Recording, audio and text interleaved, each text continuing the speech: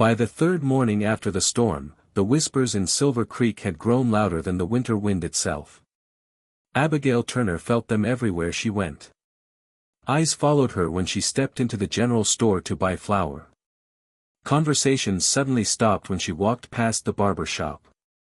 Even children, who normally ran through the dusty street without a care in the world, stared curiously at the widow whose house now held a mysterious man. Silver Creek had always been a small town. But small towns had long memories, and even longer tongues. Abigail kept her head down as she left the store with a sack of supplies tucked under her arm. She could hear the murmuring behind her. "She's got a man staying with her. They say he spent the night there. A widow living alone, now this." Abigail tightened her grip on the sack but kept walking. She had lived with judgment before. 3 years of widowhood had taught her that loneliness often came with suspicion. But this time felt different. This time the rumors carried a sharper edge. Because the town didn't just see a widow anymore. They saw scandal. Back at the small wooden house on the edge of town, the wounded cowboy sat near the fireplace, carefully tightening the bandage around his ribs. His name, Abigail had learned, was Daniel Carter. He wasn't just another drifting cowboy like most men who passed through Silver Creek. Daniel carried himself differently. There was quiet strength in his posture and caution in his eyes. He looked up when Abigail stepped inside. "You shouldn't be carrying heavy things," he said immediately. Abigail placed the sack on the table. "And you shouldn't be standing up with a bullet wound," she replied calmly. Daniel smiled faintly, but the smile quickly faded when he noticed her expression. "Bad day in town?" he asked. Abigail hesitated. Then she sighed. "The whole town knows you're here." Daniel leaned back slowly. "I figured as much. Mrs. Whitaker saw your horse." Daniel rubbed the back of his neck. That woman could smell gossip from 10 miles away. Despite everything, Abigail laughed softly. It was the first real laugh she had felt in days. But the warmth faded when Daniel spoke again. "I should leave." The words hung heavily in the room. Abigail looked up sharply. "You can barely stand." "I'll manage." "No," she said firmly. Daniel met her eyes. "You don't understand. I'm the reason they're talking. They were already talking long before you showed up." Daniel shook his head. "That doesn't make it right." Abigail walked to the window and stared out at the snowy plain stretching beyond town. For a long moment neither of them spoke. Then she said quietly, "You would have frozen to death out there." Daniel's voice softened. "I know. And if I had left you there, I'd never forgive myself." He studied her face carefully. "You're not afraid of what people say?" Abigail finally turned toward him. "I've been afraid before," she admitted. "It didn't make my life any easier." Daniel didn't answer. But something in his expression changed. Respect. Outside, the gossip reached its peak that afternoon. At the saloon, a group of men gathered around a table, their voices growing louder with every glass of whiskey. "I'm telling you," one man said, slamming his drink down, "that widow's got a stranger living in her house. 3 nights now. Preacher's not going to like that." Another man leaned forward. "Maybe someone ought to go have a word with her." And so the decision was made. By evening, 3 men walked down the snowy road toward Abigail Turner's house. The sun had nearly disappeared behind the mountains when the knock came. Abigail opened the door to find them standing there, Mr. Harper, the blacksmith, old Mr. Briggs, and the town deputy. Their faces were stiff with uncomfortable seriousness. "Evening, Mrs. Turner," Harper said. "Evening." His eyes flicked toward the inside of the house. "We heard you've got company." Abigail kept her voice calm. "A man was injured in the storm. I helped him." Deputy Collins cleared his throat. "That man's still here?" "Yes." "And you're letting him stay?" Until he's well enough to leave. The three men exchanged glances. Finally Briggs spoke.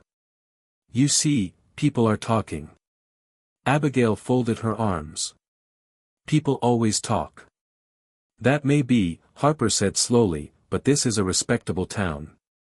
And I'm a respectable woman, Abigail replied firmly. The men shifted uncomfortably. Just then Daniel stepped into view behind her. The moment the men saw him, the tension thickened. Daniel looked tired but steady on his feet. Gentlemen, he said calmly. Deputy Collins studied him carefully. You the fella she pulled out of the storm? That's right. Collins crossed his arms. You planning to stay here long? Daniel answered without hesitation. No. The three men seemed relieved. But I'll stay long enough to make sure Mrs. Turner isn't blamed for doing the right thing. Harper frowned. What's that supposed to mean? Daniel stepped forward slightly. It means she saved my life. Silence fell over the porch. She didn't invite trouble, Daniel continued. Trouble found her when I collapsed outside her fence. Briggs shifted awkwardly. Well, that may be.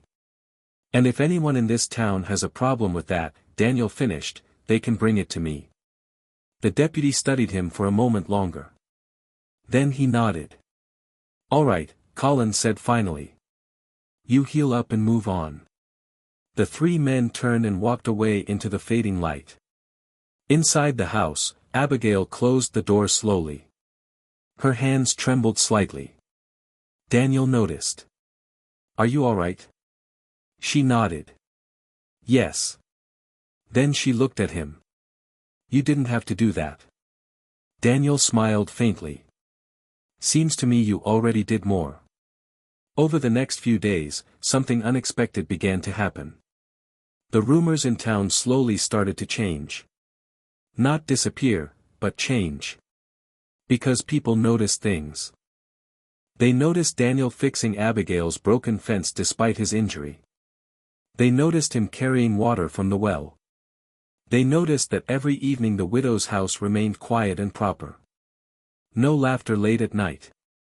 No drunken voices. Just the soft glow of a lantern in the window. And slowly, the whispers lost some of their cruelty. One morning, nearly 2 weeks after the storm, Daniel saddled his horse outside the house. His wound had mostly healed. Abigail stepped onto the porch. So, she said softly, you're leaving. Daniel nodded.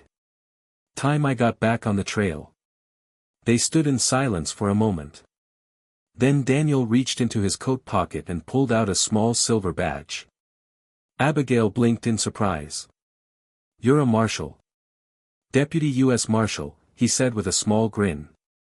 I was tracking a gang of robbers when they ambushed me in the storm. Abigail stared at the badge. You never told me. Daniel shrugged. You never asked. Then his expression softened. I didn't want you thinking you'd brought trouble into your house. Abigail smiled faintly. Seems like I did anyway. Daniel climbed into the saddle. But he didn't ride off immediately. Instead he looked down at her. You know, he said slowly, I've ridden through a lot of towns. Abigail raised an eyebrow. And? Not many places have people brave enough to do what you did. She looked down at the snow. It wasn't bravery. What was it? Abigail met his eyes. Kindness. Daniel smiled. Same thing. Sometimes. For a long moment neither of them moved. Then Daniel tipped his hat. I'll be back through Silver Creek someday. Abigail tilted her head. Why?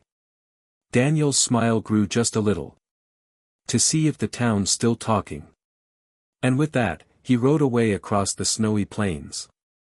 But this time, when the townspeople watched the widow standing on her porch as the cowboy disappeared into the horizon, they weren't whispering scandal anymore. They were witnessing the beginning of a story they would remember for years. And sometimes, long after that winter had passed, people in Silver Creek would still say the same thing. Kindness had saved a man's life. And maybe, just maybe, it had started a love story too.